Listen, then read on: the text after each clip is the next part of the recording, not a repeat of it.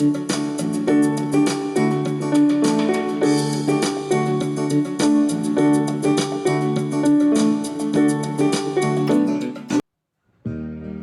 सभी विश्वासियों को यीशु सच्ची आकांक्षा के इस भाग में आप सभी का स्वागत है, जहां सुसमाचार के माध्यम से प्रभु यीशु ख्रिस्त हम सभी को अनंत जीवन प्रदान करते हैं। आज का सुसमाचार सन मार्कुस के अध्याय 5 वाक्यांश 21 से 43 से लिया गया है।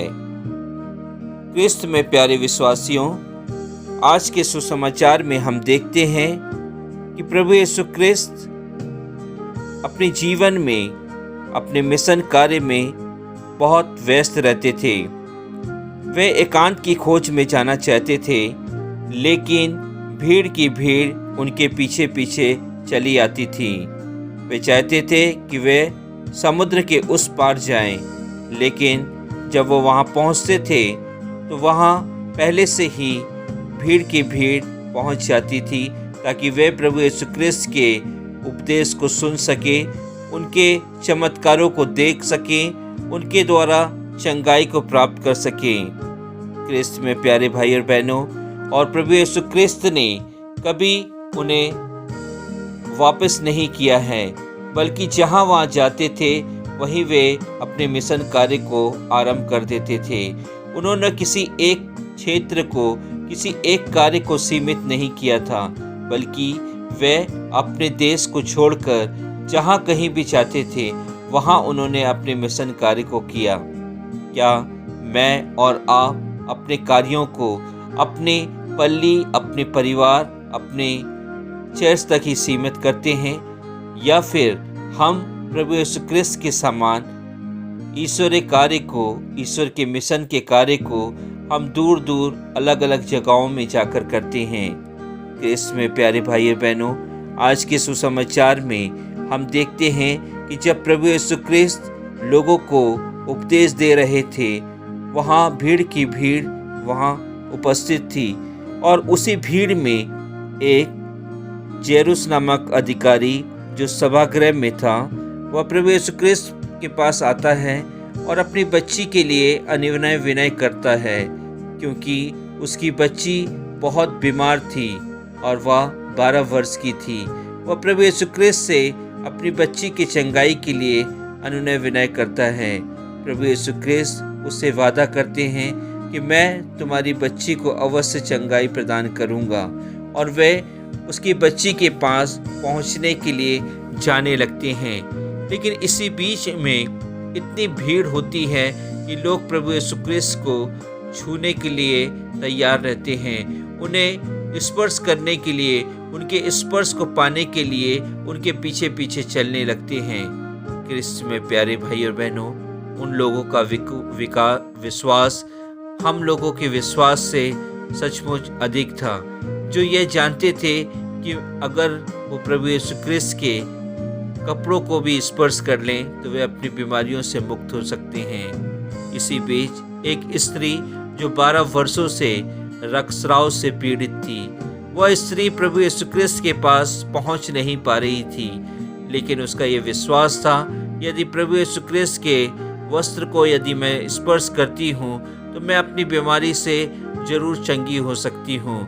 और उसके विश्वास ने उस कार्य के लिए उसको मजबूर किया, और वह वैसा ही करती है।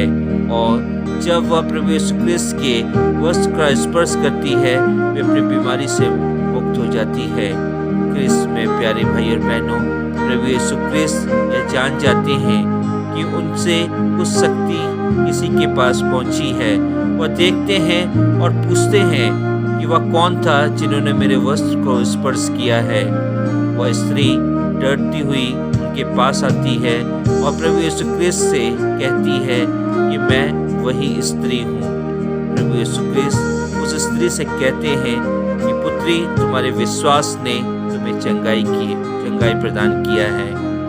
ख्रिस्त में प्यारे भाई और बहनों, क्या हम भी वही स्पर्श प्रभु यीशु ख्रिस्त का पाना चाहते हैं?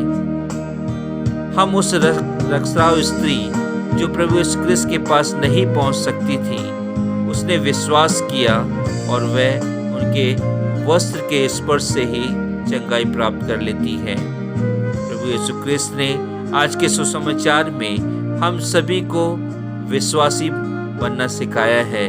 किस प्रकार हम अपने विश्वास से अपने जीवन में आने वाली परेशानियों से, अपने जीवन में आने वाली बड़ी बड़ी बीमारियों से अपने को और अपने परिवार को बचा सकते हैं।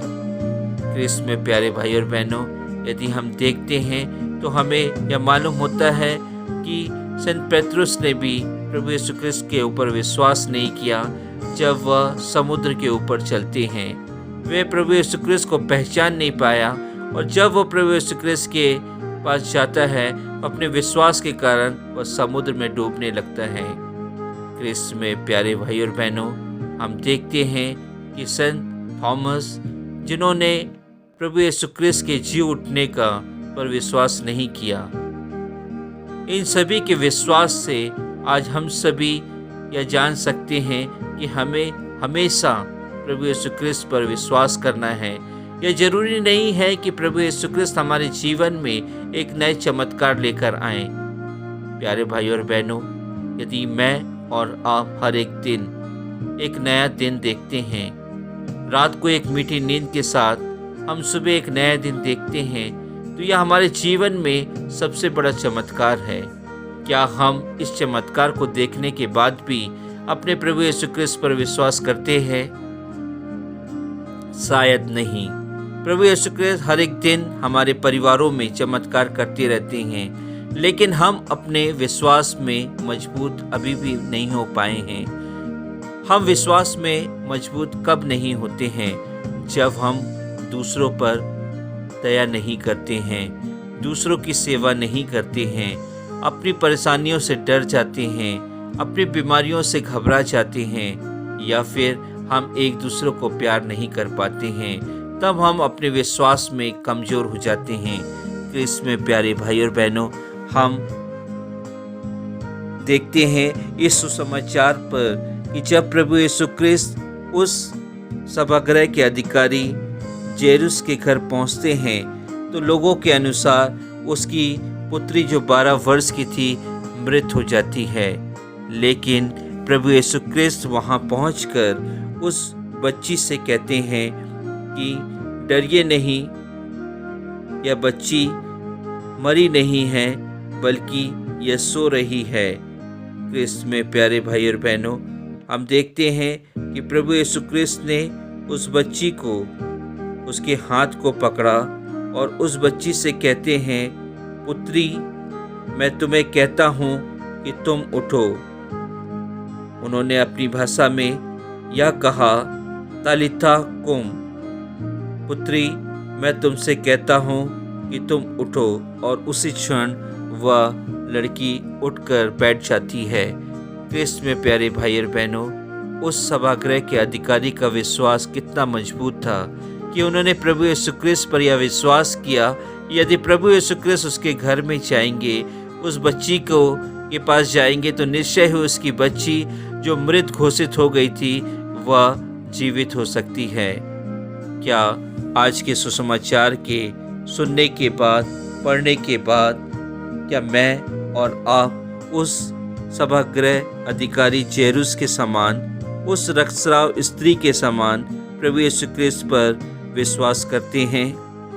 यदि हमारा विश्वास इन दोनों के समान है, तो निश्चय ही ख्रिस्त में प्यारे भाई और बहनों, हम अपनी दैनिक जीवन में आने वाली परेशानियों से अपने परिवार को, अपने आप को, अपने समाज के लोगों को, अपने पल्ली के लोगों को बचा सकते हैं। हम अपने विश्वास के द्वारा इस समय चल रही महामारी कोरोना वायरस से बच सकते हैं।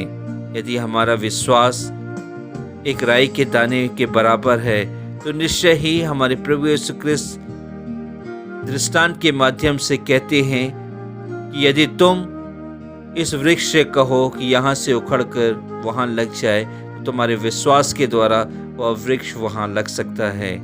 ख्रिस्त में प्यारे भाई और बहनों, राई का दाना बहुत छोटा होता है। प्रभु यीशु ख्रिस्त ने हमारे विश्वास की तुलना उस राई के दाने से किया है। क्या मेरा और आपका विश्वास उस राई के दाने के बराबर है?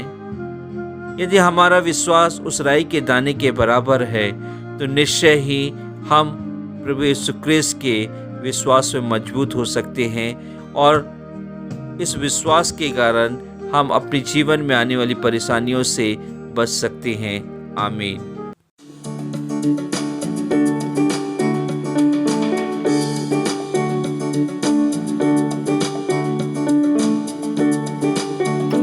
तू प्यार का सागर, सागर दया का तू है। तू प्यार का सागर, सागर दया का तू है। तेरे प्यार के सागर में हम तैरना चाहते हैं। तेरे प्यार के सागर में हम तैरना चाहते हैं। तू प्यार का सागर, सागर दया का तू है।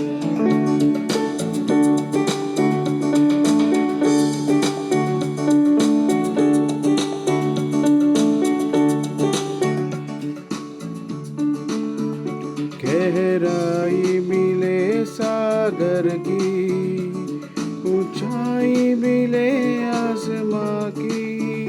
गहराई मिले सागर की, ऊंचाई मिले आसमां की।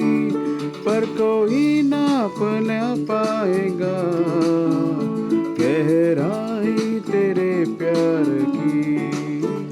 पर कोई नाप ना पाएगा गहराई तेरे प्यार की। तू प्यार का सागर, सागर दया का तू है। तू प्यार का सागर, सागर दया का तू है।